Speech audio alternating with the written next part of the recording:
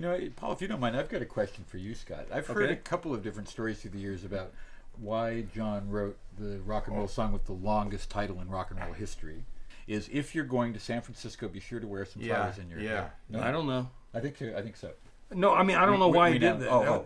Somebody came along, I guess, and didn't know what to call it, and they just took the. Oh, I'm not asking about the title. I'm asking about how you ended up. We were just talking about this. Singing it. Oh, well, I was with John, and we were trying to find a. This has nothing to do with Denny. I'll tell you later. This has nothing to do with Denny. All right. You know what I mean? Come on, tell us. We want to know. Well, no, I mean, no, come on. Well, let's go. When you croak, we're going to come back and do this all over. That's right. Yeah. We'll have the story on tape. They were starting to produce the Monterey Pop. They, meaning Lou and John. Right. It was starting to produce the Monterey. Well, that's what it became. So, you're going to tell this story? Am I? I'm listening. I'll shut up. So, so I was going up there with him a bit and hanging out with John. Sort of pithy, isn't it? Yes, I'm a tough showbiz guy.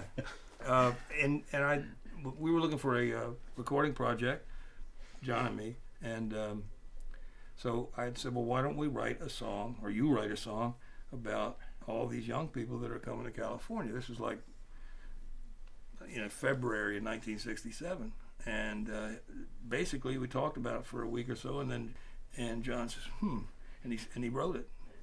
And that was it. Yeah. And then we went to the studio, I think, the next day, and recorded it. Here, we did the track here. I think we did the vocal somewhere else because this was filled or something. But that, I mean, it's that's all. That's how I ended up with it. Well, I got to tell you, nobody else sing that song. Oh, never. You know what was funny? Thank you. What was funny is that the group got really pissed off at John for giving me the song. I can see that. They needed needed product. Another big tune right then. That's right, and they really needed it, and that's why I said it happened to you too, because the song 12:30, the young girls are coming to which they did. John had to call me and ask permission to. If they sang it, because that was going to be my follow-up. That was about me. John wrote that about me living in Laurel Canyon, and I was saying, man, it's crazy. All these girls are showing up. Yeah. So I don't know what to do. I'm scared to death. Yeah. And I said, but you should have called me. I know. That's what everybody else said. They look at me and say, Scott, do you realize what you're saying? It's the truth. I was hiding, And then I said, okay, I'll let him in. I'm serious. I was telling him all this stuff, and he's going, yeah. And then we had both lived in New York, and John had and Michelle had this Lower East Side apartment where they could look out the window and see the clock. So he combined that. And then with me and the canyon with all the young girls coming. Wow. And so we had done a track with the usual guys, Hal and Larry and Joe. Joe Osborne. And so he calls me from the road. I remember this because I was standing beside Lou in the Monterey Pop office. And I said, and John says, look, we need a record. We have to do it. He says, do you mind if we sing that instead of you? And Lou's going, no. Protect yourself. Yeah. What am I going to say to John? Of course I don't mind. And they did it. It was really a better song for them anyhow because of all the harmony. But at least you didn't pay for the track. Yes, I did. I did. It was for me. I mean, it was all together. But had you already recorded the track? Yes. See, when I said that to you earlier, I said it happened to you too. Yes, because that happened to him with California Dreamin'.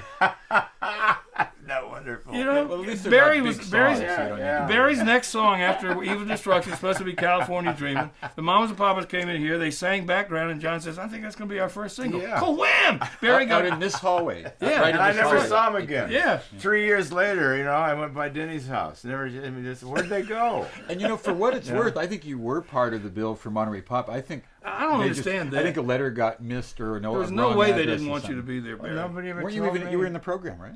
Yeah, picture me in the program. They just forgot this was that's why it blew my mind. I said, look, I'm in the program, and nobody invited me to come and sing. Barry, I hate to say this, but you were there. We've been trying to figure out how to tell you all day. I've tried all day. How did I do? You did really good. They loved you. Everybody loved you. All day I've been trying to figure out how to tell you this. You were there. Don't blow me away, man. Don't play with my brain. You got 3 encores. I'm thinking, was I really there? And you were really good. So when you told me why didn't they invite me, I sort of didn't know what to say. McGuire, don't you remember?